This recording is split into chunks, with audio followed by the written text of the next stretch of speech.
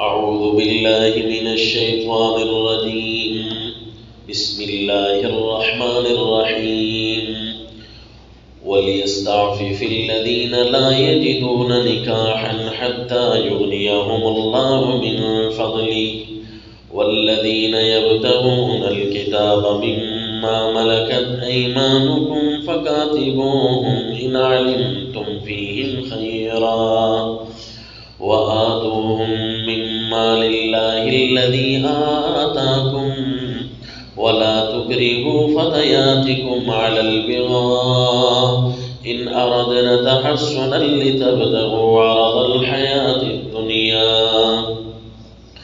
سورۃ النور آیت نمبر 33۔ کل ہم اس آیت پر پہنچے تھے وَلْيَسْتَعْفِفِ الَّذِينَ لَا يَجِدُونَ نِكَاحًا حَتَّى يُغْنِيَهُمُ اللَّهُ مِنْ فَضْلِهِ، تو اسی پر سٹاپ کیا تھا کہ اپنے آپ کو تھام کر رکھے وہ جو نکاح نہیں پاتے، نکاح کے مبادی اسباب یا رشتہ نہیں ملتا یا فرض کے بھی پیسے نہیں ہیں، لا یجدون نکاحا میں آ گیا، حتی یغنیہم اللہ من فضلہ، وہ پھر انتظار کرے اللہ کا فضل ڈھونڈے۔ انتظار کا معنی حتیٰ کہ اللہ ان کو غنی کر دے اپنے فضل سے، تو پھر وہ ذرائع دیکھیں کہ اللہ کا فضل کہاں کہاں سے ملتا ہے تو اللہ کا فضل کو تلاش کریں۔ یہ نہیں کہ جس گناہ میں پڑے ہوئے ہیں، جس گناہ کی سزا مل رہی ہے اسی گناہ میں بندہ خاموش ہو کر بیٹھا رہے، نہ پھر اللہ کے فضل کو ڈھونڈے، کون سے اسباب ہیں جن سے فضل ملتا ہے، تو پھر اللہ فضل عطا کر دے گا۔ اب دیکھو جی، والذین یبتغون الکتاب مما ملکت ایمانکم فکاتبوہم، میں نے عرض کیا تھا نا کہ ولیستعفف، یہ پچھلے حکم کی توضیح ہے۔ آگے آپ نے نمبر کون سا لکھنا ہے؟ 17 نمبر لکھ لو، فکاتبوہم، یہ بھی امر ہے۔ والذین یبتغون الکتاب مما ملکت ایمانکم، اور وہ جو اپنے تمہارے غلام ہیں، جن مالک ہیں جن کے تمہارے ہاتھ، وہ اگر چاہیں تم سے لکھت آزادی کی، الکتاب لکھت آزادی کی چاہیں، فکاتبوہم، ان کو لکھ کر دے دو، ان علمتم فیہم خیرا، اگر تم ان میں کوئی نیکی سمجھتے ہو، یعنی اگر تم نیکی سمجھو کہ میں اسے آزاد کر دوں تو معاشرے میں گند نہیں پھیلے گا بلکہ معاشرے میں مزید پاکی آئے گی، تو پھر تمہیں اگر خطرہ نہ ہو تو ان کو آزاد کر دو۔ اور تاکہ وہ لکھت مانگتے ہیں، اس کو کہتے ہیں مکاتبت۔ مکاتبت یہ ہوتی ہے کہ جو غلام ہوتے تھے وہ اپنے آقا کو کہتے تھے کہ جی ہم آپ سے آزاد ہونا چاہتے ہیں یہاں سے، اور آپ نے ظاہر ہے ہم پر خرچہ کیا، پیسے آپ کے لگے، آپ پر بھی بوجھ نہ آئے، ہم آپ کو لکھ پڑھ کر دو ہمارے ساتھ تاکہ ہم آپ کو پیسے پورے کر دیں، پھر آپ ہمیں آزاد کر دینا۔ تو بھئی کیا کرو گے؟ ہم مزدوری وغیرہ کریں گے یا کوئی بھی کاروبار کریں گے، آپ کو پیسے پورے کر دیں گے۔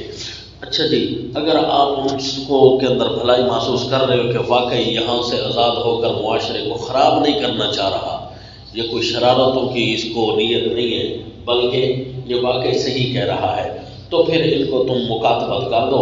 اب یہ مال کہاں سے لیں گے؟ موڑی تو ان کے پاس نہیں ہے، تو یہ کیسے جو ہے کریں گے؟ وَآتُوهُمْ، اگلا حکم دے دو جی 18 نمبر، وَآتُوهُمْ مِن مَّالِ اللَّهِ الَّذِي آتَاكُمْ، دے دو ان کو وہ مال جو اللہ نے تمہیں دیے ہیں، ان کے ساتھ مکاتبت کر لو۔ اس کے اپنے الگ احکام ہیں، کتاب المکاتب، بہت زیادہ اس کے طور طریقے، پھر کوئی شکیں نکلتی ہیں، ہر شک پر اس لیے بحث کی جاتی ہے تاکہ قرآن و سنت کے خلاف لازم نہ آئے، تو اس لیے پھر شکوک پر بحث کرتے کرتے کتاب بڑی ہو جاتی ہے۔ وَلَا تُكْرِهُوا فَتَيَاتِكُمْ، اب دیکھنا نا جی کہ میں نے کہا تھا نا کہ یہ سارے شیطان کے دروازے بند ہو رہے ہیں، لا تتبعوا خطوات الشیطان، کوئی بھی حکم میں آپ دیکھ رہے ہیں کہ اگر مکاتب چاہتا ہے کہ مجھے آزاد کر دو اور بندہ آزاد نہیں کر رہا تو اس کے حقوق کی خلاف ورزی ہو رہی ہے، ظلم ہو رہا ہے، شیطان کا قدم ہے۔ اسی طرح جب وہ آزاد ہو جائے گا تو اس کے پاس مال نہیں ہے تو نعوذ باللہ کہیں ڈاکہ شاکہ مارے گا، چوری کرے گا اپنے آپ کو آزاد کروانے کے لیے، تو لہذا آپ ان سے کیا مکاتبت کریں تاکہ شیطان کی راہیں بند ہو جائیں۔ وَلَا تُكْرِهُوا فَتَيَاتِكُمْ، اب یہ بھی شیطان کی راہ بند ہو رہی ہے، خطوات الشیطان کہ لا تُكْرِهُوا فَتَيَاتِكُمْ عَلَى الْبِغَاءِ، اور نہ تم مجبور کرو اپنی چھوکریوں کو، شیخ الہند مانا کرتے ہیں فتیاتکم، اپنی بچیوں کو، اپنی چھوکریوں کو جو جوانی کو پہنچ جائے، علی البغاء، بدکاری پر، ان اردنا تحصنا، اگر وہ چاہیں تحصنا قید سے رہنا، تحصنا پاک دامنی چاہتے ہیں، قید سے رہنا یعنی کسی حصن میں رہنا چاہتے ہیں، حفاظت میں رہنا چاہتی ہے۔ کیا مطلب؟ بغاء کا معنی جو ہے نکاح نہ کرنا، نہ مجبور کرو ان کو نکاح کے علاوہ والی زندگی پر۔ بغاء کس کو کہتے ہیں جی؟ عدم نکاح، نکاح نہ ہونا۔ یہ اس لیے آپ کو بتا رہا ہوں کہ ایک نقطہ سمجھانے لگا ہوں جی، تو وہ توجہ سے، نہ مجبور کرو ان کو بغیر نکاح والی زندگی پر۔ ان اردنا تحصنا، اگر وہ کسی حصن میں، کسی قلعے میں، کسی محفوظ چار دیواری میں آنا چاہتی ہیں، تو اس لیے حصن کا معنی اصل تو قلعہ ہوتا ہے نا، چار دیواری، تو یہاں پر ہم پاک دامنی کر دیتے ہیں، تو اصل مطلب بھی اپنی جگہ پر قرار ہے۔ اگر وہ پاک دامنی کی چار دیواری میں آنا چاہتی ہیں تو تم اپنی بچیوں کو روکو نہیں، مجبور نہ کرو، بغاء عدم نکاح پر۔ اب لہذا کوئی اشکال نہ رہا ان اردنا تحصنا پر، کیونکہ اگر بغاء کا فقط معنی ہم یہ کریں بدکاری، تو لا تکرہوا فتیا وسیع معنی نہ کریں، اس کو صرف محدود معنی کرے تو معنی یہ ہوگا کہ لا تکرہوا فتیاتکم علی البغاء، کہ نہ تم مجبور کرے ہو اپنی نوجوان عورتوں کو نکاح پر، زنا پر، بدکاری پر مجبور نہ کرو۔ ان اردنا تحصنا، اگر وہ خود پاک دامن رہنا چاہتی ہو تو ان کو مجبور نہ کرو۔ تو پھر سوال پیدا ہوتا ہے اگر وہ خود پاک دامن نہ رہنا چاہتی ہو تو پھر تو یہ مسئلہ بن جائے گا۔ لہذا علی البغاء کا مطلب جی اس کا معنی وسیع ہے، جس کے اندر عدم نکاح کے بعد ہر چیز آ جاتی ہے جی۔ کسی سے نکاح سے روکنا، جو سمجھو بغاوت پر ابھارنا ہے، نکاح سے روکنا بدکاری پر ابھارنا ہے، نکاح سے روکنا گندگی کے والے کام کرانے ہیں، مجبور کرانا ہے ان کو گندگیوں پر ہے جی، نکاح سے روکنا، یہ سارے معنی داخل ہو جائیں گے۔ اس لیے وہ جامع ترین معنی کر دیا کہ لا تکرہوا فتیاتکم علی البغاء، عورتوں کو مجبور نہ کرو عدم نکاح پر۔ ان اردنا تحصنا، اگر وہ حفاظت کی چار دیواری میں آنا چاہتی ہیں تو پھر ان کو کر دو۔ اچھا جی، یہاں پر اگر علامہ انور شاہ کشمیری رحمہ اللہ کا معنی کر دیا جائے تو انہوں نے بھی اس مشکلات سے نکلنے کے لیے ایک صورت بتائی ہے۔ وہ فرماتے ہیں کہ لا تکرہوا فتیاتکم علی البغاء، کہ باغی بغاء اس کو زنا پر مجبور نہ کرو، خصوصاً ان اردنا تحصنا، خصوصاً جب وہ پاک دامنی کا ارادہ کرنا چاہتی ہو، مجبور تو کسی صورت میں نہیں کرنا، خصوصاً اس وقت جب وہ یہ نہیں چاہتی ہو تو پھر ظلم در ظلم سارا تمہارے پلڑے میں آ جائے گا۔ ظلم در ظلم، ایک تو وہ خود ظالمہ ہوگی نا، اور تم بھی ان کو کہو گے تو چلو بھائی وہ بھی گناہ کر رہی ہے تم بھی، اور اگر وہ پاک دامنی کا ارادہ کرنا چاہتی ہو تو پھر تو کتنا بڑا ظلم ہے، پہلے صرف زنا تھا اب ریپ بھی ساتھ ہے جی۔ ان اردنا تحصنا، تو یہاں پر حضرت شیخ القرآن رحمہ اللہ فرماتے ہیں کہ یہ جو متقل وغیرہ میں علامہ تفتزانی رحمہ اللہ کی جو تقریر ہے نا، وہ تقریر صحیح نہیں ہے، لہذا یہی تقریر محفوظ رکھیں۔ لا تکرہوا فتیاتکم علی البغاء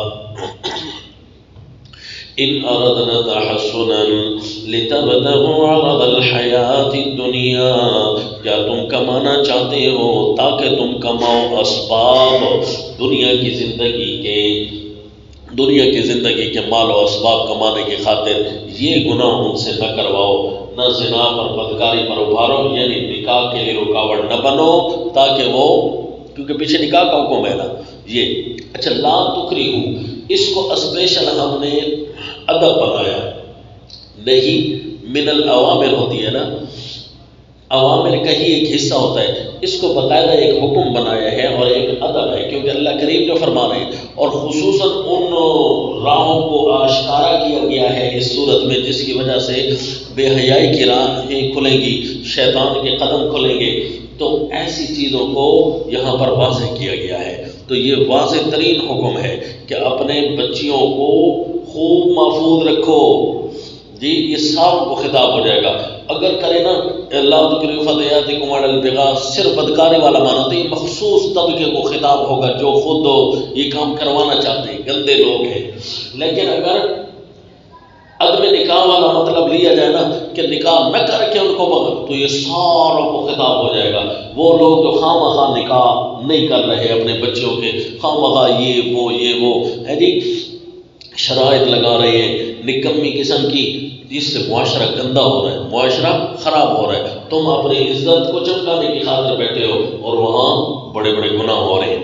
وَمَن يُكْرِهُنَّ فَإِنَّ اللَّهَ مِن بَعْدِ إِكْرَاهِهِنَّ غَفُورٌ رَحِيمٌ، اور جو بھی ان پر زبردستی کرے گا کسی بھی صورت میں، فَإِنَّ اللَّهَ مِن بَعْدِ إِكْرَاهِهِنَّ، پھر اللہ ان کی بے بسی کے بعد غفور رحیم، ان کو معاف کرنے والا ہے، ان کو رحمت کرنے والا ہے۔ کسی بچی پر اسی طرح زبردستی کی جا رہی ہو تو اس کا نکاح نہیں کیا جا رہا بلا وجہ، تو پھر وہ نکاح نہیں کر رہی، تو اس کے نکاح نہ کرنے پر اللہ اس کو تو گناہ نہیں دے گا کیونکہ وہ مجبور ہو چکی ہے۔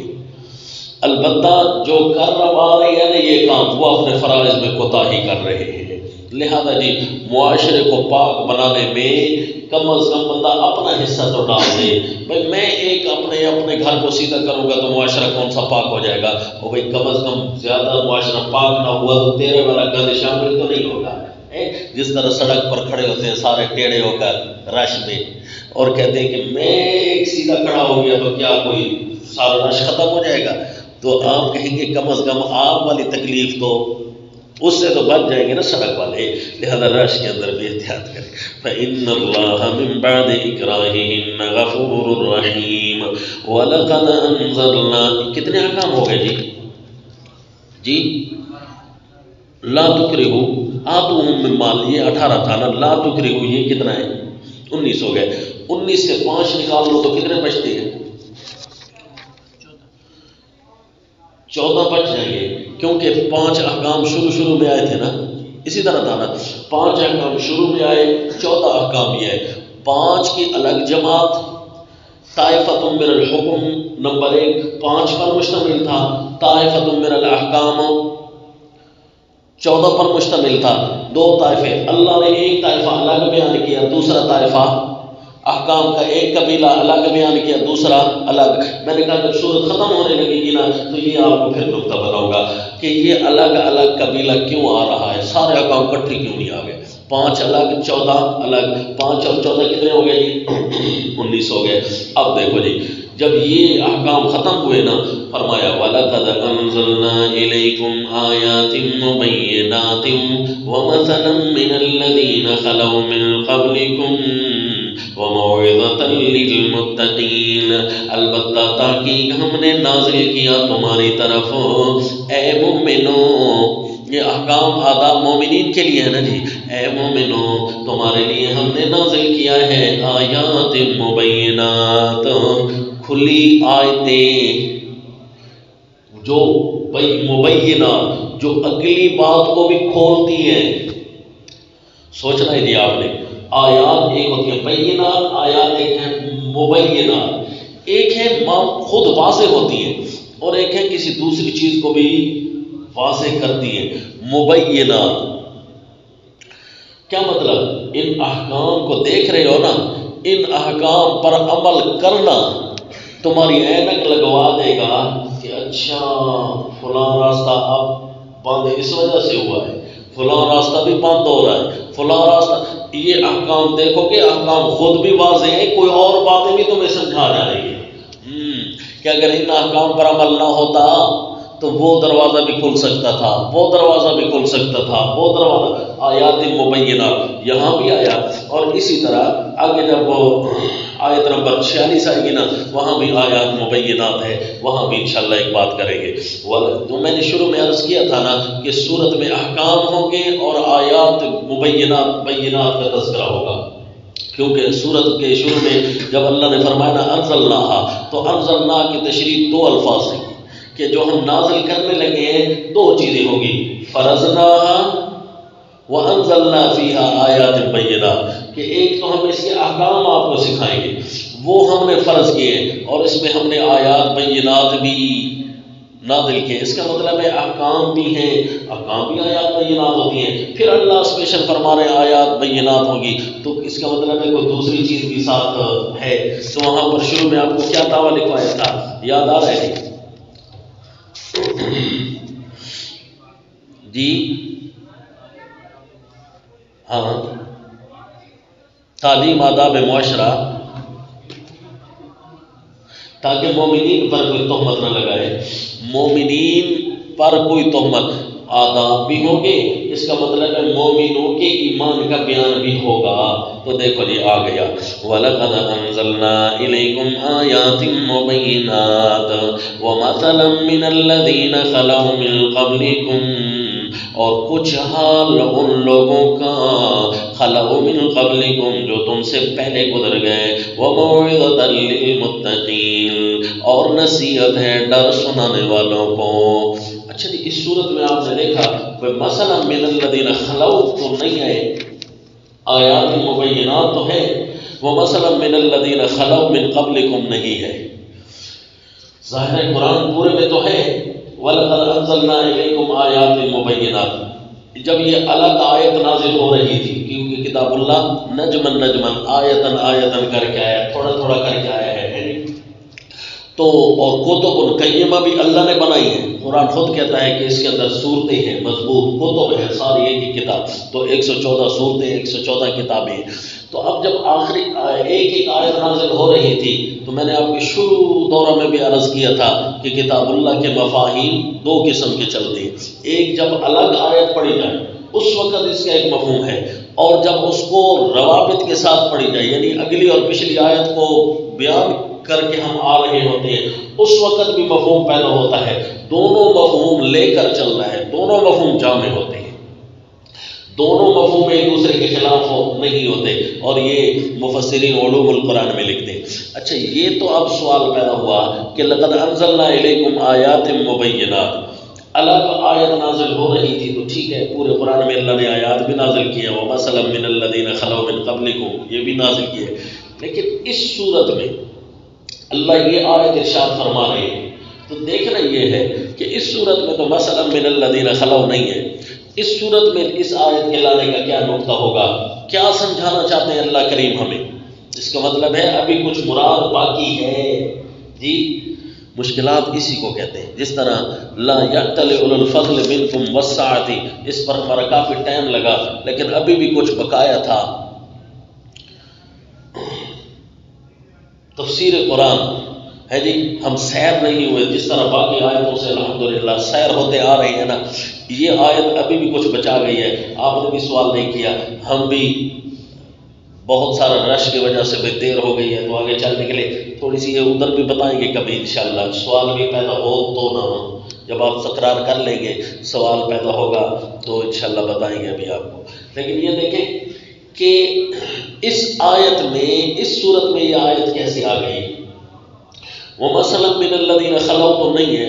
اچھا، میں نے آپ کو عرض کیا تھا نا کہ پچھلی صورت میں قد افلح المؤمنون سے بات چلی تھی، اللہ ان کی تعریفیں کرتے آ رہے ہیں، قد افلح المؤمنون، اور یہ جو صورت ہے نا، سورۃ انزلناہا وفرضناہا وانزلنا فیہا آیات مبینات، صورت کا شروع بھی بتا رہا ہے کہ ہم نے اس کے احکام جو فرض کیا یہ مومنین کے تذکرہ ہے، یہ مومنین کی طرف خطاب جا رہا ہے، کیونکہ کفار پر یہ احکام فرض نہیں ہوتی، کیونکہ وہ کافر جو ہیں وہ پہلے ایمان تو لائے نہ پھر فرض ہوگا، ایمان جو نہیں لائے تو ان احکام پر بے شک عمل کرتے رہے ہیں جی، کچھ نہیں ہے جی، مر گیا مردود نہ فیض نہ درود، ان کے لیے کوئی قابل ذکر حکم نہیں تھا۔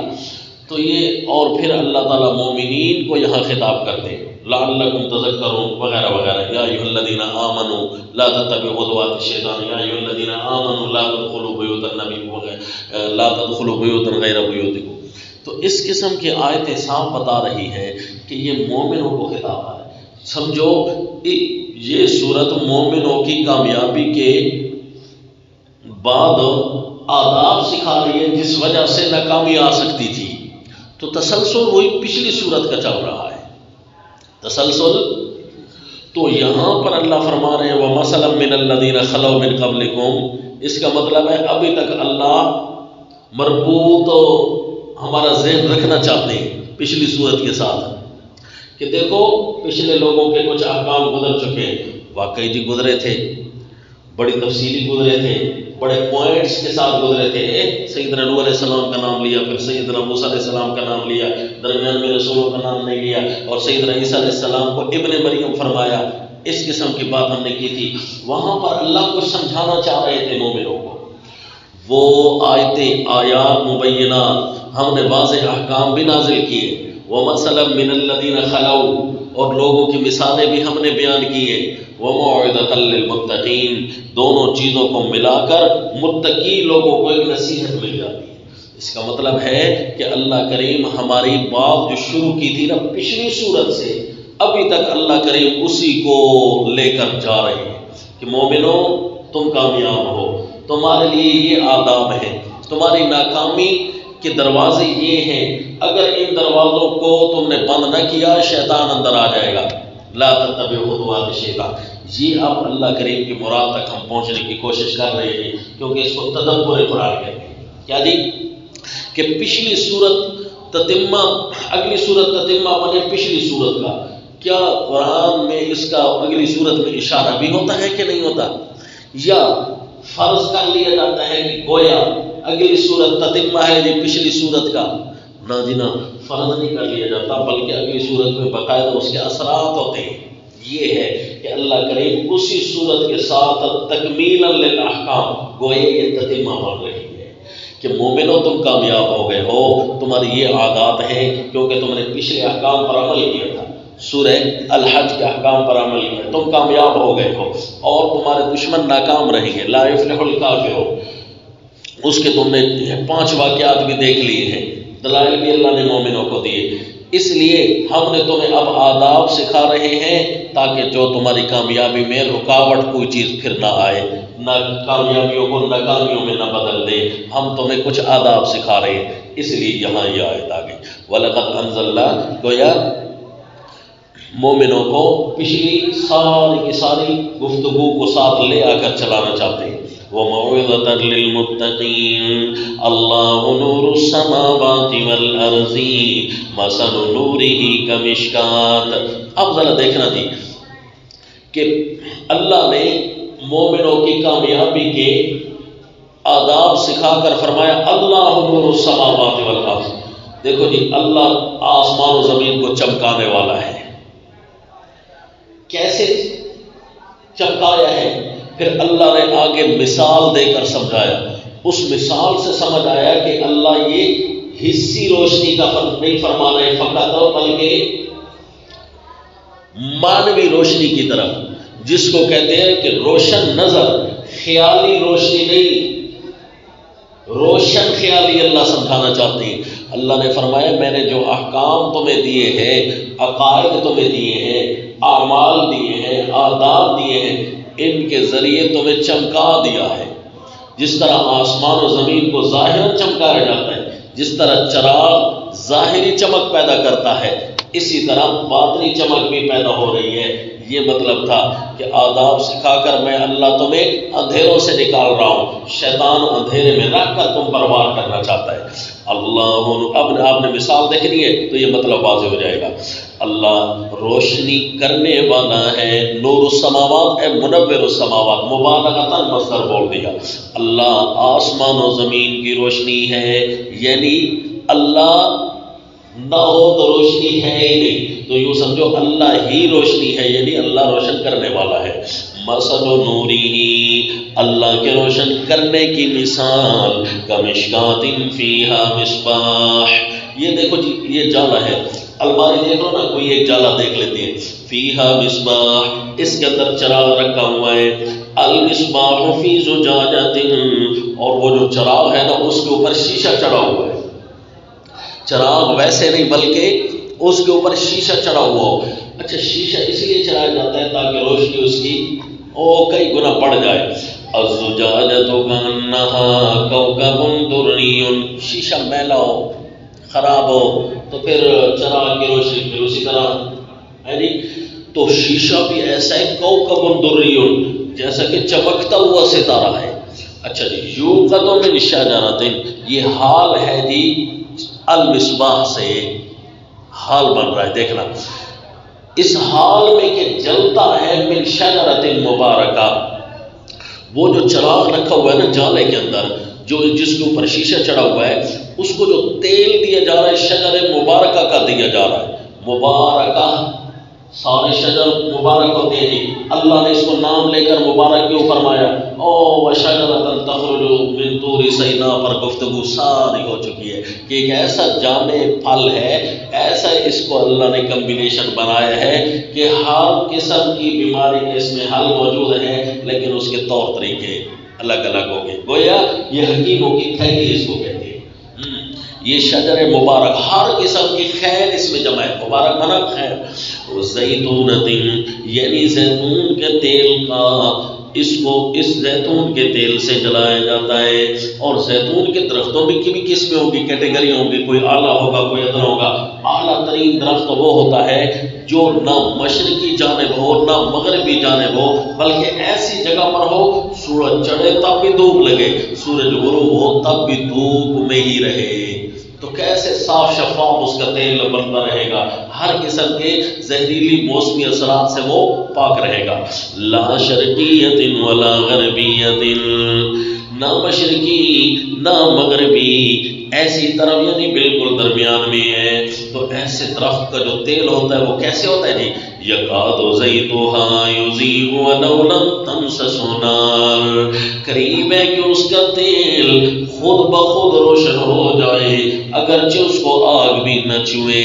اس کا تیل ایسا چمک رہا ہوتا ہے، آگ نہ بھی چھوئے نا تب بھی وہ روشنی کے لیے کافی ہے، یعنی ایسا کوئی صاف شفاف چمکدار تیل ہے۔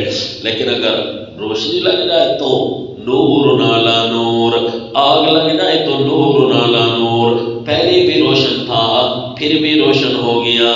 اللہ کیا سمجھانا چاہتے ہیں؟ فرمایا یہد اللہ لنورہ من یشاء، اللہ اپنی روشنی کی طرف رہنمائی کرتا ہے جس کی چاہتا ہے۔ یہ سمجھانا چاہتا ہوں، اب سمجھ آ گئی کہ چراغ سے مراد یہ حصی روشنیاں نہیں تھی، کوئی باطنی روشنیاں تھی۔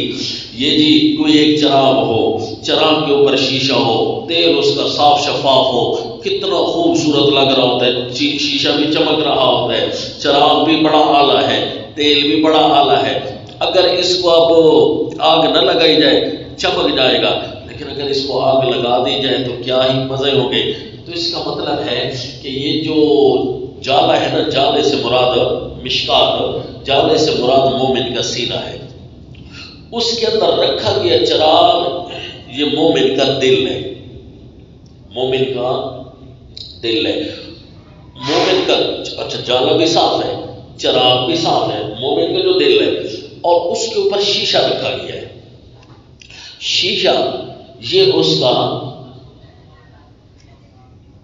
خوبصورت عقیدہ ہے، اس کے اوپر جب شیشہ دل تھا نا، مرکزی عقیدہ، پھر اس کے اندر عقیدہ ڈالا گیا، تو یوں سمجھو روشنیوں کا کور دل پر چڑھ گیا۔ پہلے بغیر شیشے کے تو چراغ کام اتنا نہیں نہ کرتا ہے جی، دل بغیر عقیدے کے کام تو نہیں کرتا، عقیدے کا شیشہ اس پر چڑھا دیا۔ شیشہ بھی ایسا تھا جی، کوکب دریون، چمکدار، کسی قسم کی کوئی میل کچیل عقیدے میں کہیں سے نہیں تھی، نہ ایک آیت کی، نہ 6 آیتوں کی، نہ 14 آیتوں کی، نہ 120 آیتوں کی، انکار کی کسی قسم، نہ آدھی آیت کے انکار کی، کہیں بھی میل نہیں ہو. بہت سارے سبق میں اصطلاحات سے آپ واقف ہیں نا، ہم بتاتے آ رہے ہیں 14 کا کون انکار کرتا ہے، 6 کا کون کرتا ہے، 120 کا کون کرتا ہے، آدھی آیت کا انکار کون کرتا ہے. اس کا اتنا صاف عقیدہ ہے. یوقد من شجرۃ مبارکہ، اور اب جب اس کے تیل اس کو جو دیا جاتا ہے، لا شرقیہ ولا غربیہ اسلامیہ، اس کو جو تیل دیا جاتا ہے نہ مشرقی قوموں کا نہ مغربی قوموں کا، بلکہ قرآن و سنت کا تیل اسے دیا جا رہا ہے. عقیدے میں وزن کس کا ہے جی؟ قرآن و سنت کے براہین اس کو لگ رہے ہیں. اب یہ مومن کیسا خوبصورت چراغ اٹھانے والا ہے، یہ اتنا صاف شفاف اس کے پاس دل پہنچ چکا ہے کہ خود بخود چمک اٹھے. اگرچہ بیان نبی کرے، بیان نبی کرے تو خود تو چمک رہا ہے نا، لیکن اگر بیان بھی کر دے تو نور علی نور، لو لم تمسسہ نار یکاد زیتھا یضیء لو لم تمسسہ نار. یہ خود ہی چمک رہا ہے. بیان نہ بھی کرے، لیکن اگر بیان شروع کر دے تو نور علی نور، خود بھی روشن ہے، اگلے کو بھی روشن کر رہا ہے. یہدی اللہ لنورہ من یشاء، پھر اللہ اس کی رہنمائی کرتا ہے جس کو چاہتا ہے. میں نے کہا کیا عرض کیا تھا کہ من یشاء جب اللہ بولے تو یہ آیت ساتھ لکھ لیا کرو، یہدی الیہ من ینیب. پھر اللہ کس کو چاہتا ہے جی؟ اللہ جو رہنمائی کرتا ہے جس کو چاہتا ہے، تو اللہ کس کو چاہتا ہے جی؟ تو فرمائے یہدی الیہ من ینیب، اللہ اس کو چاہتا ہے جو اللہ کو تو چاہے نا، جو آنا تو چاہے نا. اس کا مطلب ہے یہ قرآن کا بہت بڑا دعویٰ ہے. جو بھی فرقہ ہے، جس قسم کا بھی فرقہ ہے، اس کو چاہیے کہ اپنی ہر قسم کی باتیں فرقوں کی چھوڑ کر خالی الذہن ہو کر اس لیے قرآن کو کھولے کہ میں قرآن سے رہنمائی لینا چاہتا ہوں. تو یہ اب من ینیب میں داخل ہو چکا ہے نا، انابت تو کر رہا ہے، اللہ کو چاہ تو رہا ہے نا کہ یا اللہ میں واضح پیغام لینا چاہتا ہوں. درمیان میں جو بات میرے خلاف آ گئی، میرے مرشد کے خلاف آ گئی، میرے استاد کے خلاف آ گئی، میں ساری تیری مانتا جاؤں گا. اللہ میری رہنمائی کر.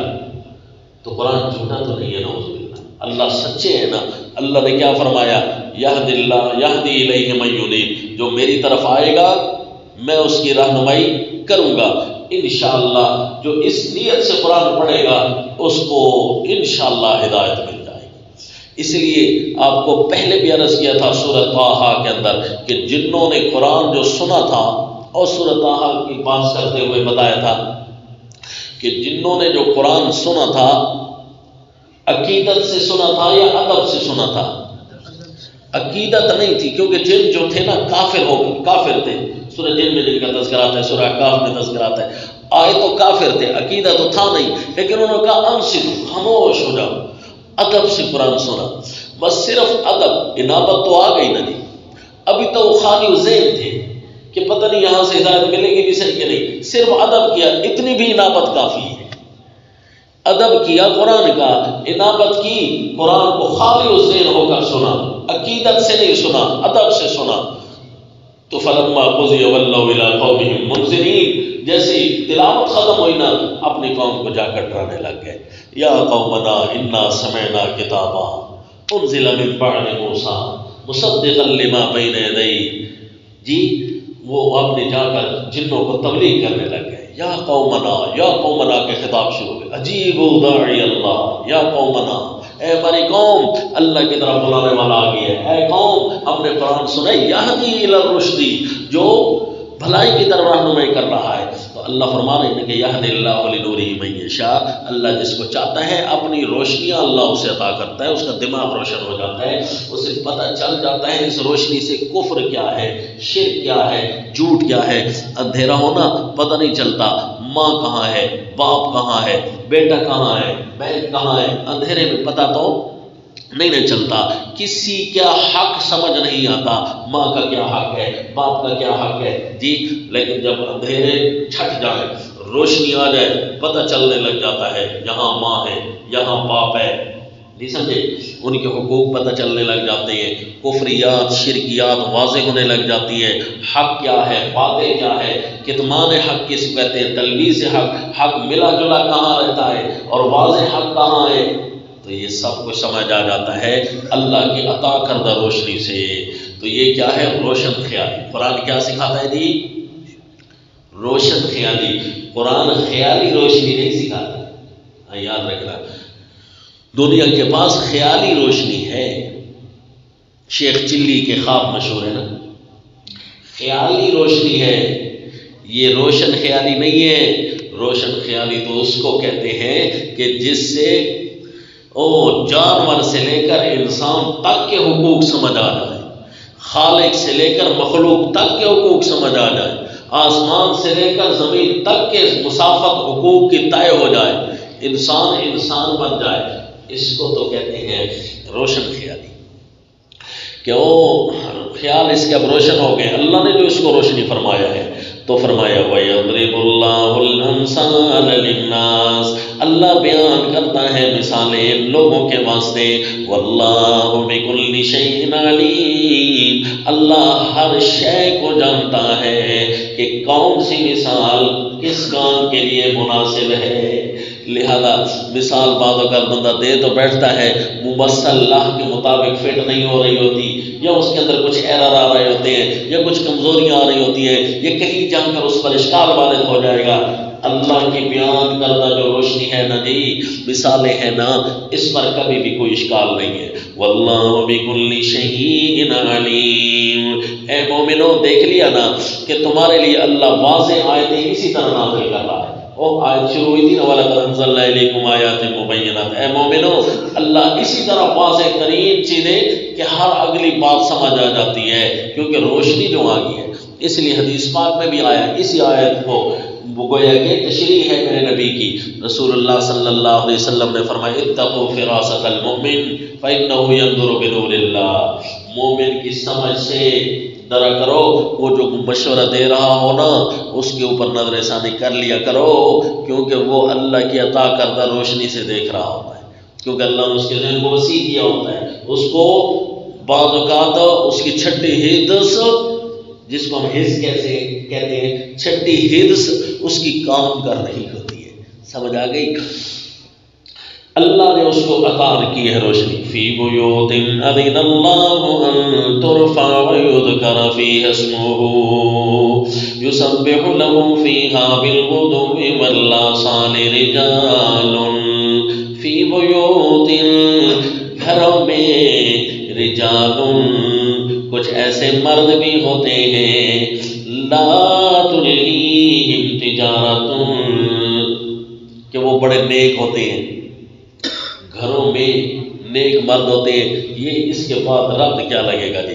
پہلی بات تو یہ احکام کے ساتھ ربط تو یوں لگے گا، یا ایھا الذین آمنوا لا تدخلوا بیوتا غیر بیوتکم، کسی کو گھروں میں داخل نہ ہو جانا جی، یہ مومنوں کی باتیں ہو رہی ہیں، کیونکہ ان گھروں کے اندر نیک لوگ رہتے ہیں، ان کے آداب کا خیال کرنا، اجازت لے کر جانا، یہ تو مضمون کا ربط لگ گیا، کیونکہ فی بیوتن کے ساتھ انداز مومنین کے اوصاف بیان کرنے کا اس صورت میں آیا اور کسی صورت میں نہ آیا، تو اس کا مطلب ہے بات جو بیوت کی چل رہی تھی، شروع میں بھی بیوت کے تذکرے ہیں، آخر میں بھی بیوت کے تذکرے آئیں گے، اور صورت کے آخر میں او بیوت اعمالکم او بیوت امواتکم، یہ سارے آئیں گے۔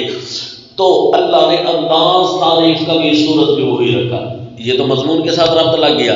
اچھا جی، اب آیت کے ساتھ ربط کہ اللہ نور السماوات والارض، اس کے بعد اللہ فرماتے ہیں فی بیوت اذن اللہ ان ترفع، یہ اللہ جو روشن کر رہا ہے،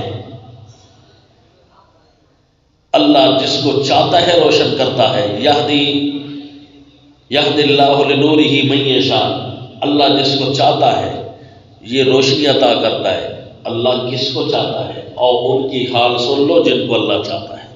فی بیوت، کچھ گھروں میں ایسے مرد ہوتے ہیں اللہ ان کو چاہتا ہے، اللہ نے ان کو روشنی عطا کی ہے، دکھاتا ہوں ان کی روشنیوں سے وہ کیا کام کرتے ہیں۔ جب انہیں روشنی عطا ہو جاتی ہے تو ان کی صفتیں دیکھتے ہیں، جن کو روشنی عطا ہو جاتی ہے وہ کون سے کام کرتے ہیں۔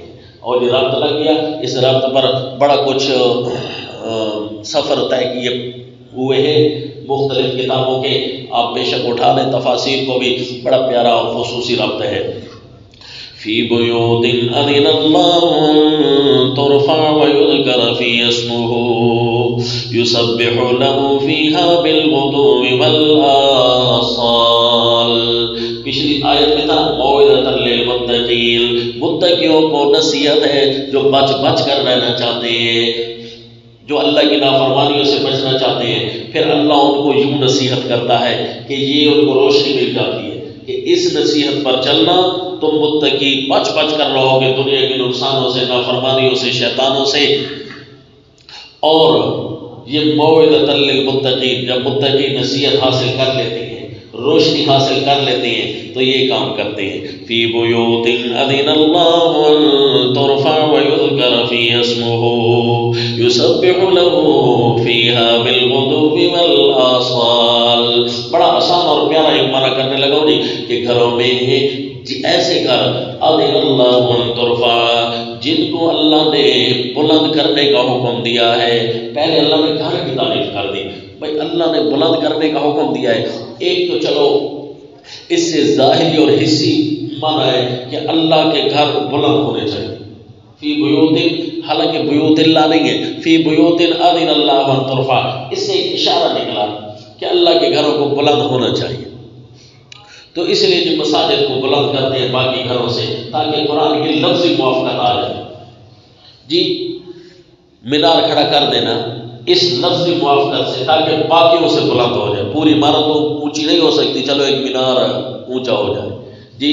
اور مینار اس لیے بھی اونچا ہو جاتا تھا حدیث کی وجہ سے بھی کہ اس میں مؤذن کھڑا ہو کر اذان دیتا تھا جس کی آواز دور دور تک جاتی تھی، 100 میں 8۔ اچھا جی، تو اس سے تو لفظی موافقت ہو گئی۔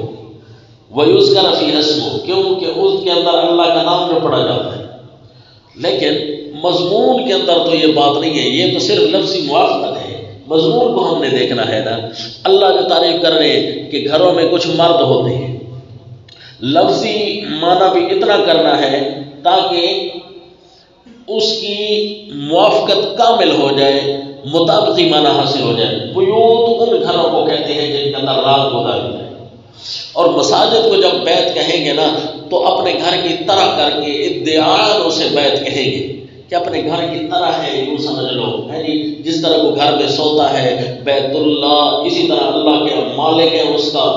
اللہ تو سونے سے پاک ہے، لیکن جب کہیں کوئی سو رہا ہوتا ہے تو اس کا مطلب ہے جاگتے ہوئے بھی اس کا ہے، سوتے ہوئے بھی اس کا ہے، تو اس کو بیت کہتے ہیں۔ تو اللہ کا گھر بھی بیت اسی طرح ہے کہ ہر وقت اللہ کے ملک میں ہے، تو اسپیشل اللہ والے کام وہاں کرنے چاہیے، تو اس لیے ادعان کہہ دیا جاتا ہے۔ لیکن ادعان سے پہلے جب حقیقی معنی ہو رہا ہے تو دوسرے معنی کی طرف تو بندہ بعد میں جاتا ہے کہ گھر ہے، وہ لوگوں کے گھر ہے۔ اذن اللہ ان ترفع، اللہ نے اجازت دی ہے ان کو بلند کرنے کی۔ حکم مانا نہیں کر رہے ہیں، ہم اجازت کر رہے ہیں۔ تو اللہ نے کہاں اجازت دی ہے جی مومنوں کے گھروں کو بلند کرنے کی؟ کوئی آس پاس دیکھو۔ وَيُذْكَرَ فِيهَا اسْمُهُ، اس کے اندر اللہ کا نام پڑھا جاتا ہے۔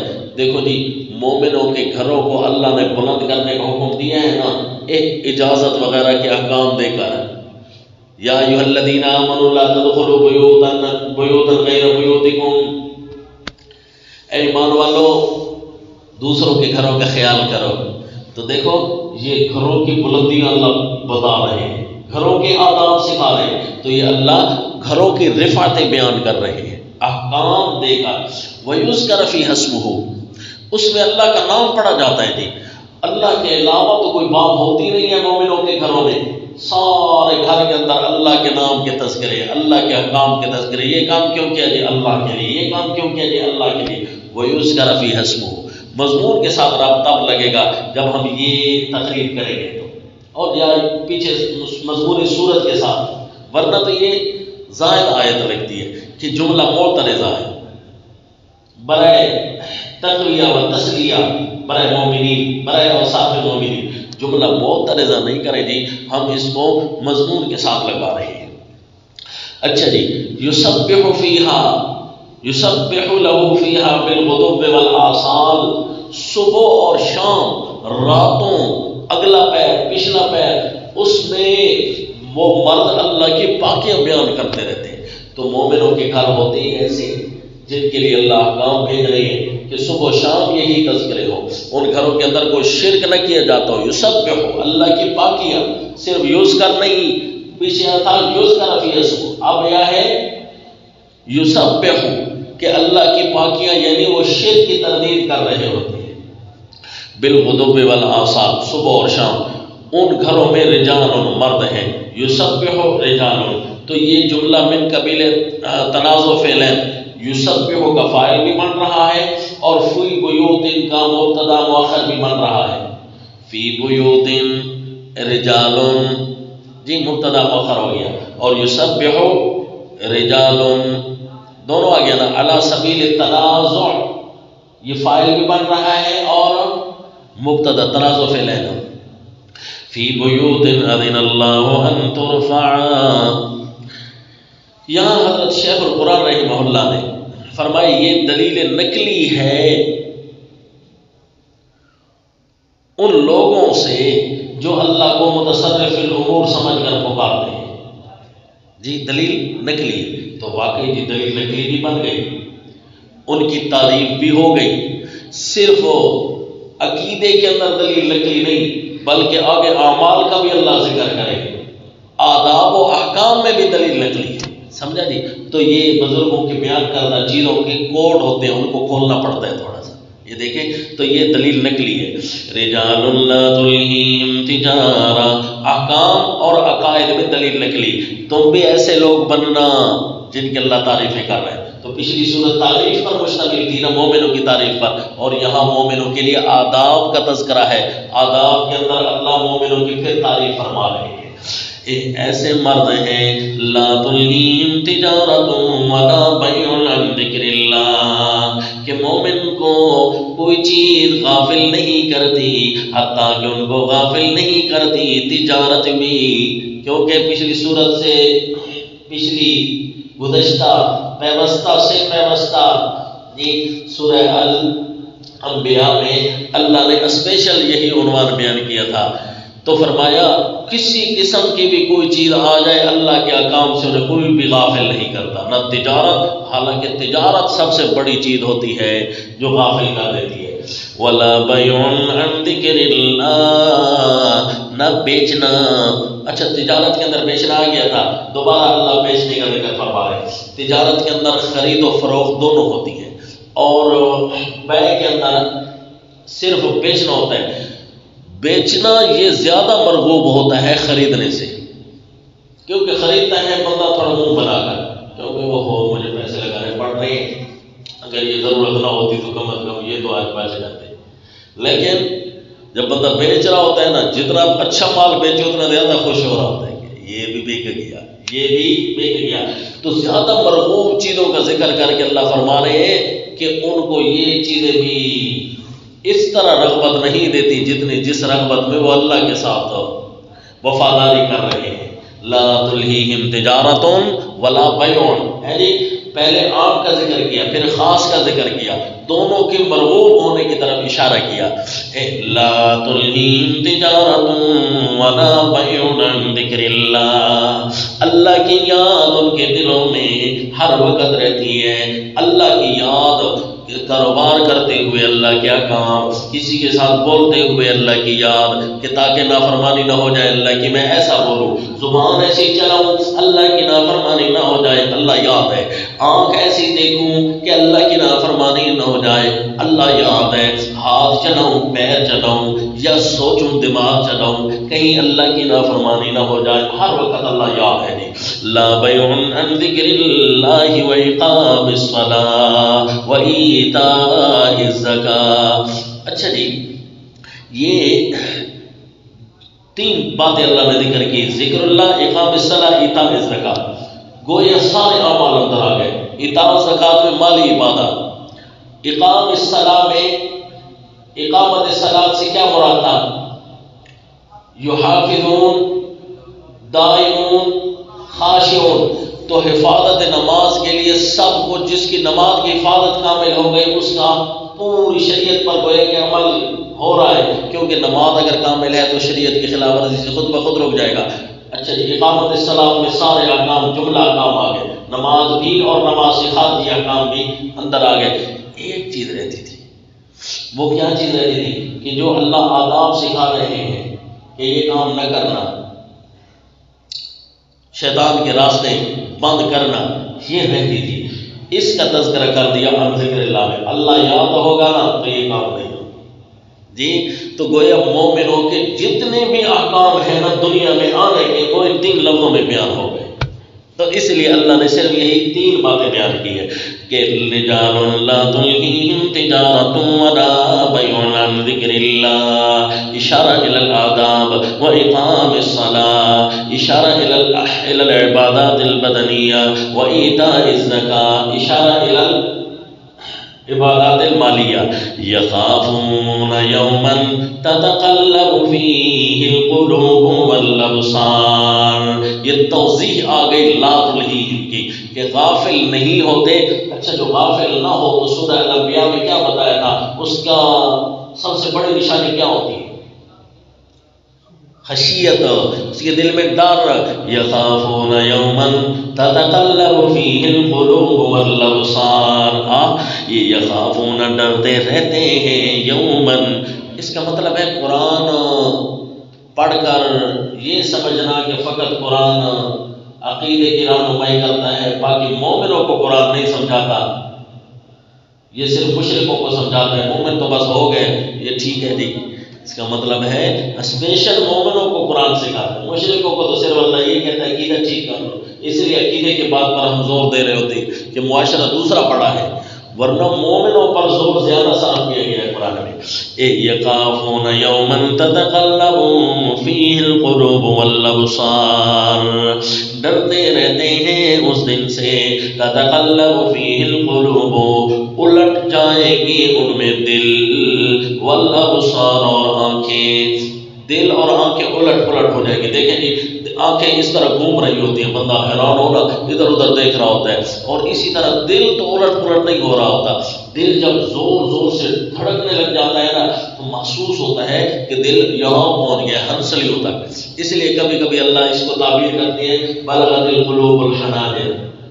اچھا دل جب ہنسلیوں تک پہنچ جائے تو کیا مطلب ہوتا ہے، کبھی اپنی جگہ گر گیا کبھی ادھر آ گیا، تو یہ الٹ پلٹ ہونا ہے۔ اس کا کیا ہے، اس کو پھر تعبیر کرتے ہیں تتقلب فیہ القلوب والابصار سے۔ تو یہ سارے کے سارے ہولناکی کے کنایہ جات ہیں، ہولناکی کے طریقے ہیں کہ اس طریقے سے ہولناکی ہو رہی ہوتی ہے ان کی۔ تتقلب فیہ القلوب والابصار۔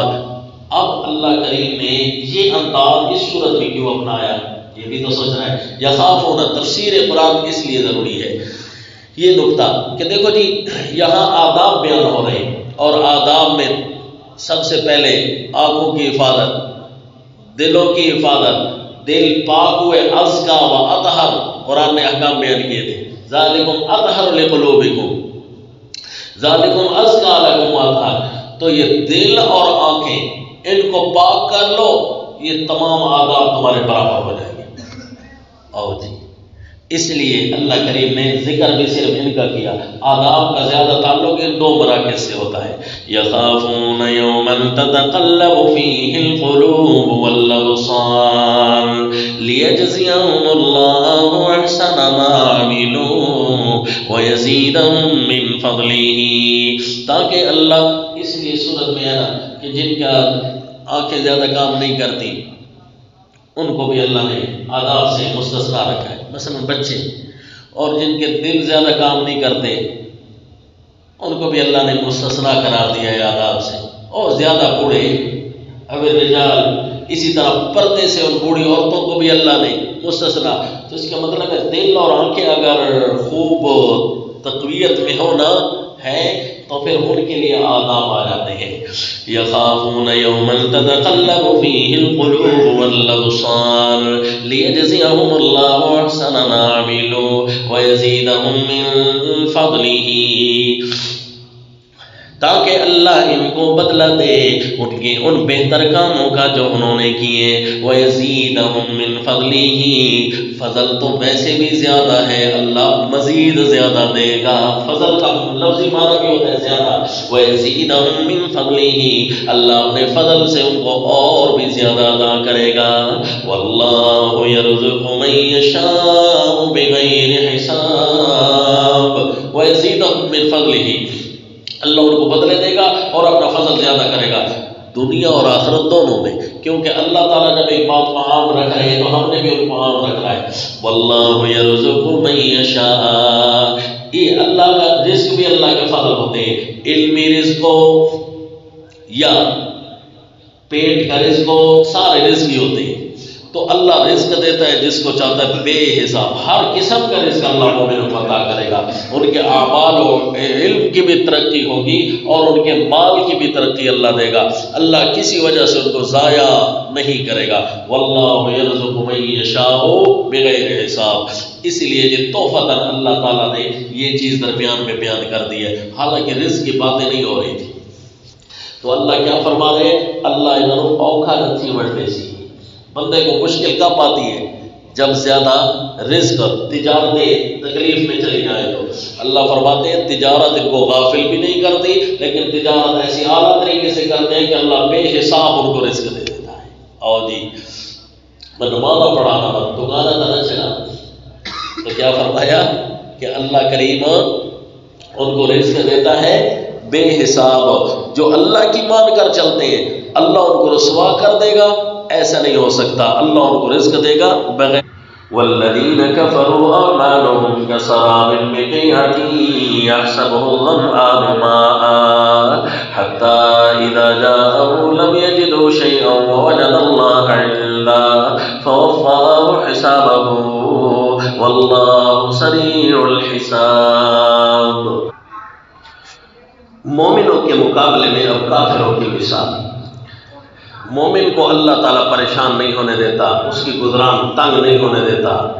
جس طرح سورۃ طٰہٰ میں آپ نے پڑھا کہ اگر قرآن نہ ہو تو فتشقیٰ، پھر بندہ تنگ ہو جاتا ہے، مشکلات آ جاتی ہیں زندگی میں. حدیث پاک میں بھی آیا کہ مومن کا رزق اس کے گناہوں کی وجہ سے بھی تنگ کر دیا جاتا ہے.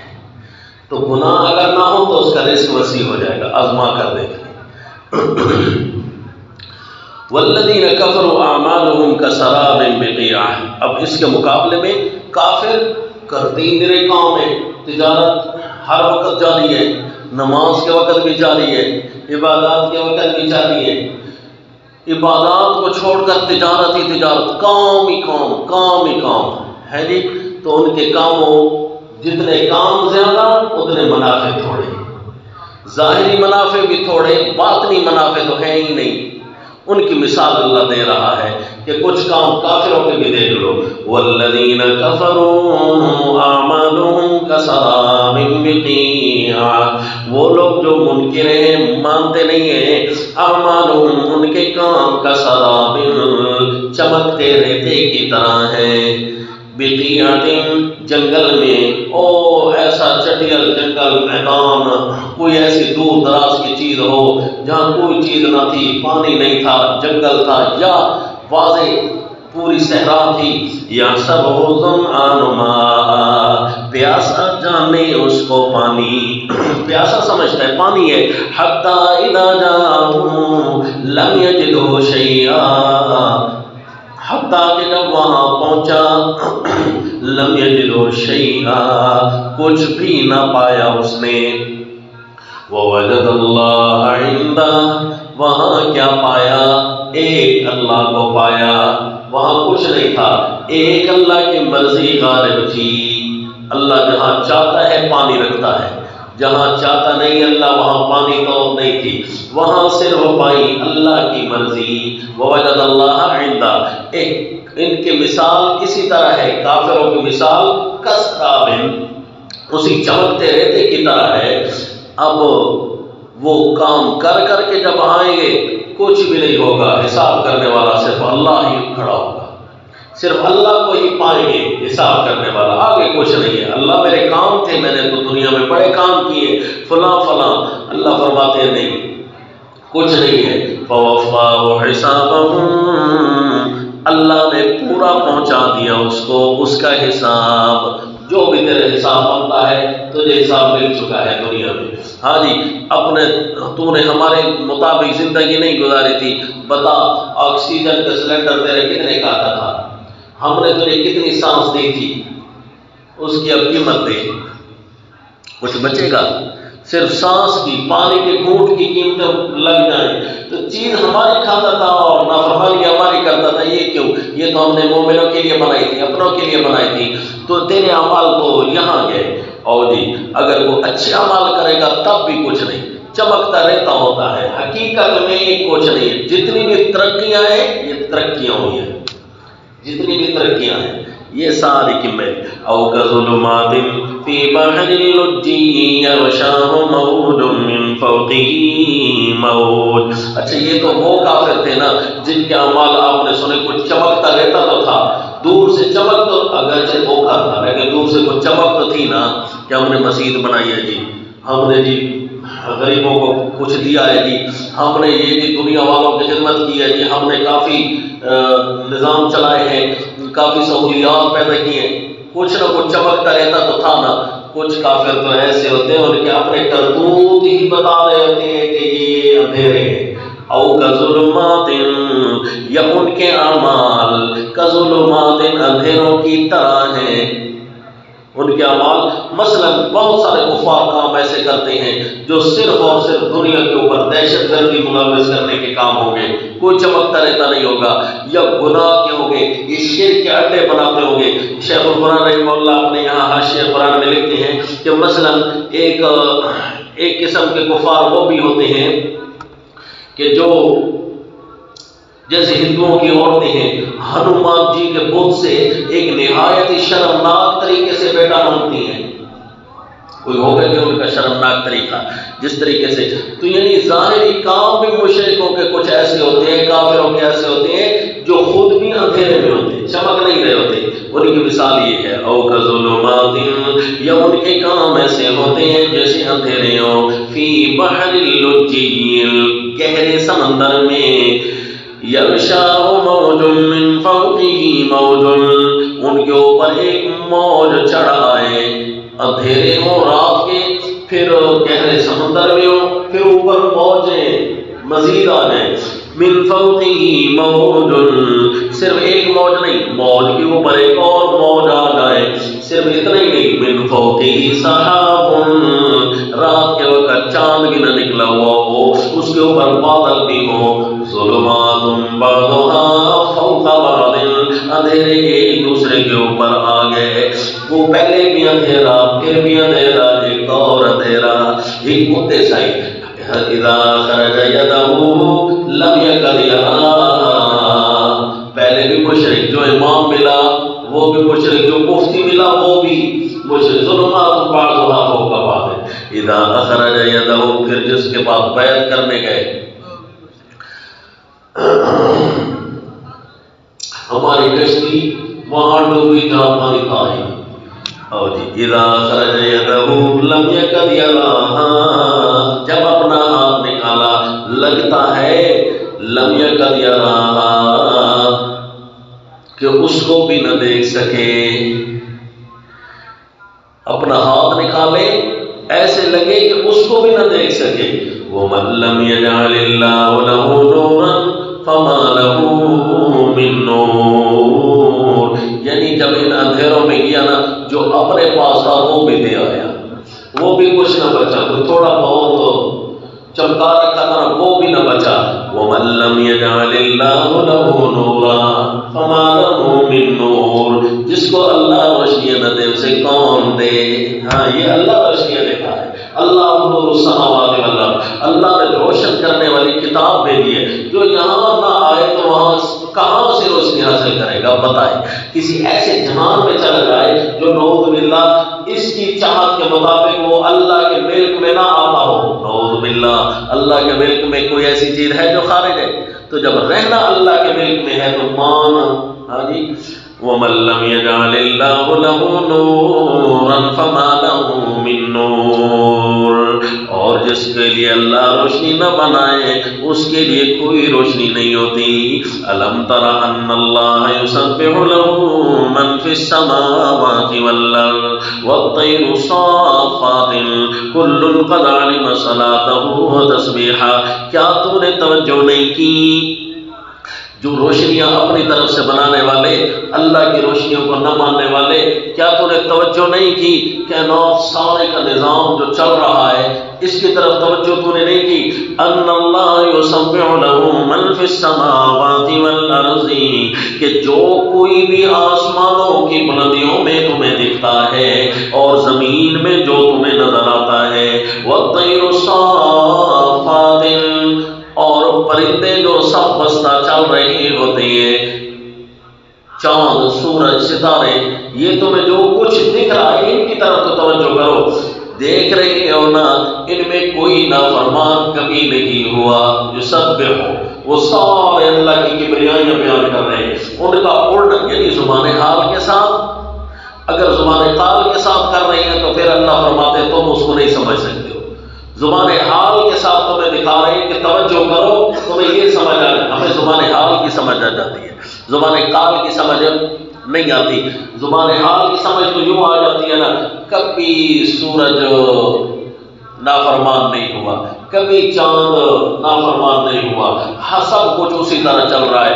چڑیا ہے اس کے اوپر کبھی کوئی کیس نہیں بنے گا، کوئی گناہ نہیں بنا ہے جی۔ والطیر صافات کل قد علم صلاته وتسبیحه، ہر ایک شے نے اپنی بندگی کا طریقہ جان رکھا ہے اور اپنی اللہ کی پاکی بیان کرنے کا طریقہ جان رکھا ہے۔ ہر ایک شے بیان کر رہی ہے لیکن اس کے اپنے طریقے اللہ نے اس کو سمجھائے ہوئے ہیں۔ ہم کہتے ہیں کہ صرف ہم میں نہ جنا جتنی بھی مخلوقات ہیں ان کے اپنے طور طریقے اور عبادات ہیں۔ واللہ علیم بما یفعلون، اور اللہ کو تو پتا ہے جو جو یہ کام کر رہے ہیں۔ اللہ کو تمہارے کاموں کا بھی پتہ ہے اور ان کے بھی سارے کاموں کا پتہ ہے جو یہ کر رہے ہیں، لہذا تمہارے اعمال گندے ہیں یا نورانی ہیں یہ ہمیں پتہ ہے۔ تم توجہ کر لو، کائنات کی کوئی چیز ایسی نہیں ہے جو ان مشرکوں اور کفار کی طرح ہو، جو ان اندھیروں اور گندے اعمال میں ملوث ہو۔ توجہ نہیں کی تم نے؟ وَلِلَّهِ مُلْكُ السَّمَاوَاتِ وَالْأَرْضِ، أَلَمْ تَرَ أَنَّ اللَّهَ، یہ پہلی دلیل اگلی سورت کی تھی۔ وَلِلَّهِ مُلْكُ السَّمَاوَاتِ وَالْأَرْضِ، یہ دوسری دلیل ہے کہ وَلِلَّهِ، اور اللہ ہی کی حکومت ہے آسمان و زمین پر۔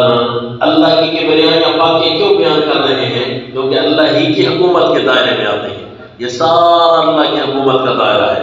وَلِلَّهِ مُلْكُ السَّمَاوَاتِ وَالْأَرْضِ وَإِلَى اللَّهِ الْمَصِيرُ، صرف اتنا اللہ کا دائرہ حکومت نہیں ہے، آخرت تک اللہ کا دائرہ حکومت ہے۔ وَإِلَى اللَّهِ الْمَصِيرُ، اس لیے وہ اللہ کتاب فرمان ہے کفار و مشرکین تم بھی اللہ کے دائرے حکومت میں ہو، تم اللہ کے نافرمان بنے ہوئے ہو۔ الم ترا، اتنی توجہ تو نے نہیں کی، ان اللہ یزجی سحابا، ایک جو ہے نا روٹین وائز چیزیں یہ تجھے دکھا لی اور روٹین سے ہٹ کر بھی تجھے کوئی چیزیں دکھاتی ہیں۔ یہاں پر یہ بھی کوئی دہریہ کہہ سکتا ہے کہ یہ تو بس نظام ہے کائنات کا چل رہا ہے، اگرچہ اس کو یہ بات سوٹ نہیں کرتی، تیرے گھر کا نظام نہیں چلتا ہے اور بغیر چلانے والے کے پوری کائنات کیسے چل جاتی ہے، چھوٹے سا سکوٹر نہیں چلتا بغیر چلانے والے کے، اتنا بڑا نظام بغیر چلانے والے کے کیسے چل پڑا۔ لیکن اس دہریے کو کہو روٹین سے ہٹ کر جو چیزیں آ جاتی ہیں وہ بادل، الم تر ان اللہ یزجی سحابا، کیا تو نے توجہ نہیں کی کہ اللہ ہی ہانک لاتا ہے بادل، ثم یؤلف بینہ ثم یجعلہ رکاما، پھر اللہ ان کو ملا دیتا ہے آپس میں، دائیں بائیں سے بادل آ رہے ہوتے ہیں ہوائیں چلا کر، ثم یجعلہ رکاما، پھر اللہ رکھ دیتا ہے اس کو طے بتائے، فتر الودق یخرج من خلالہ، پھر تو دیکھتا ہے می کو، یخرج من خلالہ، نکلتا ہے ان کے اندر سے، اور می نکل رہا ہوتا ہے، چھوٹے چھوٹے قطرے نکل رہے ہوتے ہیں ان کے اندر سے، وَيُنَزِّلُ مِنَ السَّمَاءِ مِن جِبَالٍ، یہ پانی کے چھوٹے چھوٹے قطرے دیکھنے میں ایک ایک کر کے تو چھوٹے کے قطرے لگ رہے ہوتے ہیں، بوندا باندی لگ رہی ہوتی ہے، حقیقت کیا ہے کہ وَيُنَزِّلُ مِنَ السَّمَاءِ مِن جِبَالٍ فِيهَا مِن بَرَدٍ، اور اتارتا ہے آسمان سے من جبال پہاڑ، فیہا جو ان بادلوں میں ہوتے ہیں، اللہ آسمان سے پہاڑ اتار رہا ہوتا ہے۔ کیا مطلب؟ جتنا پہاڑ پڑا ہے نا، اتنے بڑے بڑے بادلوں میں پانی ٹنوں کے ٹن اور نازل ہو رہا ہوتا ہے، تم تو ایک ایک قطرہ دیکھ رہے ہوتے ہو، وہ پہاڑوں جیسا بوجھ نازل ہو رہا ہوتا ہے۔ من برد، اولوں کے بھرے ہوئے، اچھا حقیقی پہاڑ بھی ہوتے ہیں، پورا کا پورا اولا برف کا تودا بن کر بادل کھڑے ہوتے ہیں، یہ بھی تو پہاڑ ہے، کتنے وزنی ہے۔ وَيُصِيبُ بِهِ مَن يَشَاءُ، یعنی جیسے یہ اولے ٹھنڈے علاقوں میں سے آتے ہیں نا، ٹھنڈی ہواؤں سے، تو یہ اولے بن جاتے ہیں۔ اب ایک اولوں کو جمع کرو، کتنا بڑا پہاڑ بنے گی۔ فَيُصِيبُ بِهِ مَن يَشَاءُ، پھر وہ ڈالتا ہے جس پر چاہے، وَيَصْرِفُهُ عَن مَن يَشَاءُ، اور بچا دیتا ہے جس کو چاہے، جہاں مرضی پھیلا دے، جہاں مرضی اتار دے، یہ بھی مرضی چل رہی ہوتی ہے۔ صرف اتنا نہیں، پھر ان بادلوں کے ٹکرانے سے جو بجلی چلتی ہے، وہ يَكَادُ سَنَا بَرْقِهِ يَذْهَبُ بِالْأَبْصَارِ، قریب ہے کہ اس کی بجلی، اس کی چمک لے جائے آنکھوں کو، اتنی بڑی چمک ان پانیوں کے اندر سے نکال رہا ہوتا ہے، یعنی بادلوں کے ٹکرانے سے۔ دیکھ، توجہ نہیں کی تو نے کہ اللہ تعالیٰ یہ کام کر سکتا ہے۔ اللہ یہاں سے، اچھا اللہ نے بجلی کی مثال یہاں اسپیشل کر کے دی، یکاد سنا برقی، یہ تو واضح روشنی دیکھ رہا ہے، اسی طرح اللہ باطنی روشنیاں بھی پیدا کر سکتا ہے۔ ظاہری روشنیاں یہ اگر کسی کے کنٹرول میں آ جائے اور دنیا کے سینکڑوں سال کے لیے کافی ہو جائے۔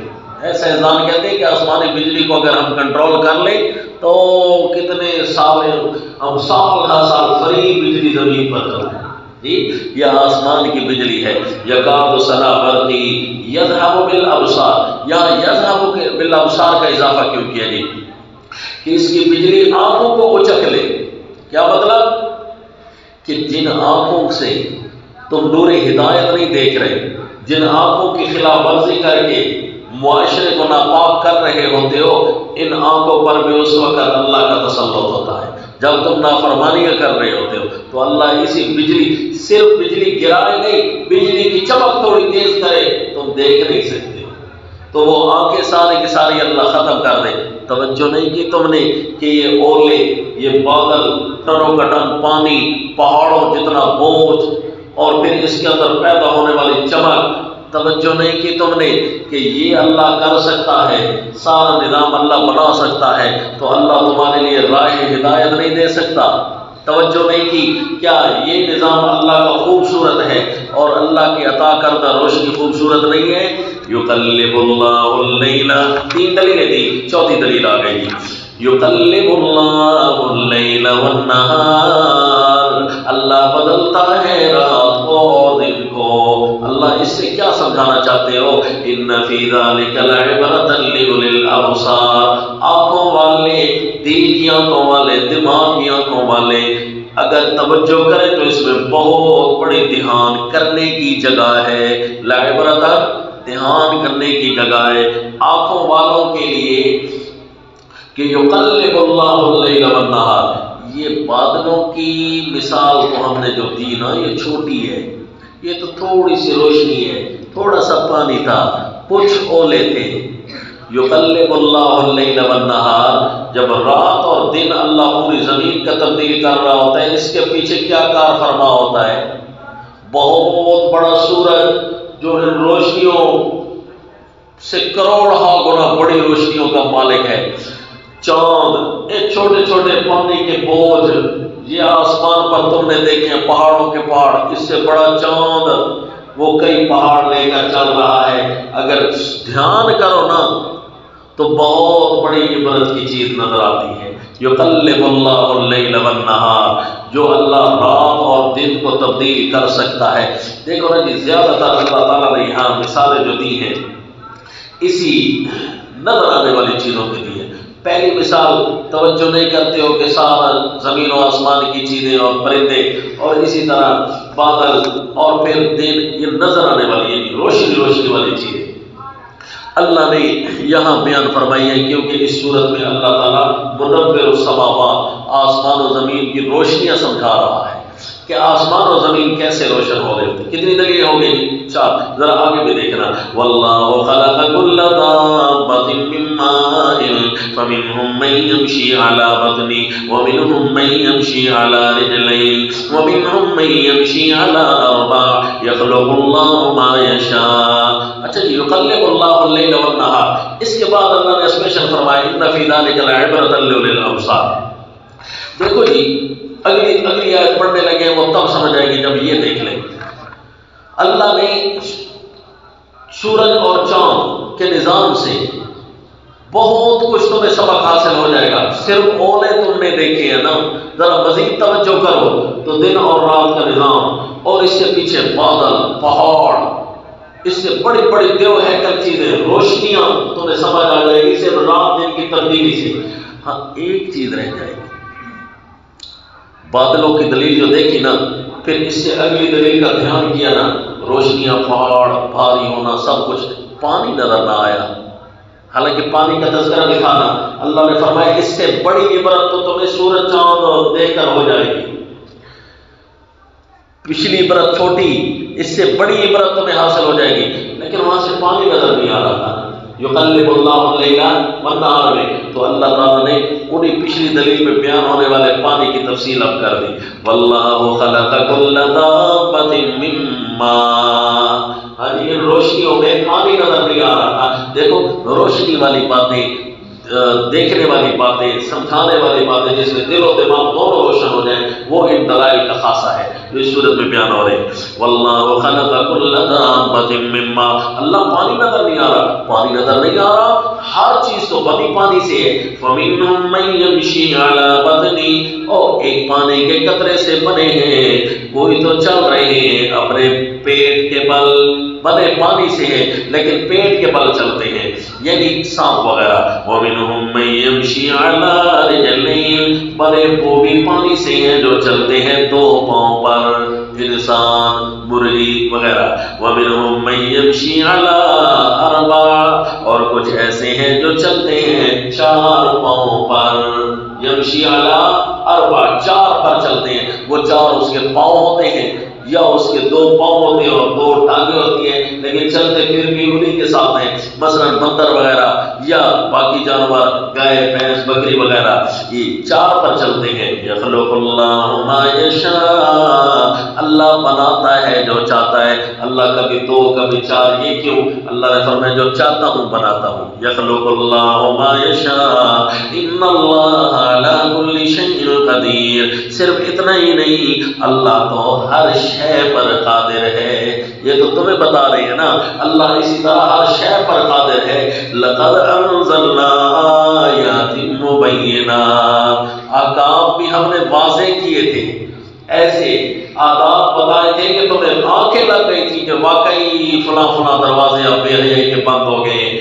اور جب ہم نے دلائل دیے تو یہ بہت کچھ روشن کر گئے. آیات مبینات، ان آیات نے، دلائل نے بتا دیا ہے کہ بہت کچھ روشن ہے کائنات کا، صرف اور صرف ایک اللہ کے امر کی وجہ سے. آیات بینات نہیں، آیات مبینات بھی ہیں، خود بھی واضح ہیں، اگلی باتوں کو بھی واضح کر رہے ہوتے ہیں کہ کوئی تو ہستی ہے جو یہ کام کر رہی ہے. لہذا آداب بھی وہی، احکام اسی کے چلیں گے، آداب بھی وہی سکھا سکتا ہے اور عبادت کے لائق بھی وہی ہے. واللہ یہدی من یشاء، نازل تو کیا ہے ہم نے، لیکن اللہ جس کو چاہتا ہے اس کی رہنمائی کرتا ہے. الی صراط مستقیم، سیدھے راستے کی طرف. اللہ کس کو چاہتا ہے جی؟ ویہدی الیہ من ینیب. اچھا جی، پچھلی جب آیت آئی تھی لقد انزلنا آیات مبینات ومثلا من الذین خلوا من قبلکم وموعظۃ للمتقین، یہی تک. اور اس آیت کے بعد فرمایا واللہ یہدی من یشاء الی صراط مستقیم، کیونکہ اس کے پیچھے بیان ہونے والی چیزیں صرف موعظت کے ساتھ تعلق رکھتی تھی، نصیحت کے ساتھ، تاکہ اگلی زندگی آسان ہو. کامل دین وہاں بیان نہیں ہو رہا تھا. کامل وہاں بیان ہوتے ہیں جہاں عقائد اور اعمال پورے ہو جائیں، اور جب عقائد و اعمال پورے بیان ہو گئے نا تو اس وقت فرمایا فرمایا واللہ یہدی من یشاء الی صراط مستقیم، یہ صراط مستقیم بن گئے، لہذا یہاں صراط مستقیم کا اضافہ ہے اور پچھلی آیت کے ساتھ اضافہ نہیں، وقفہ کر لیجیے اس کے بعد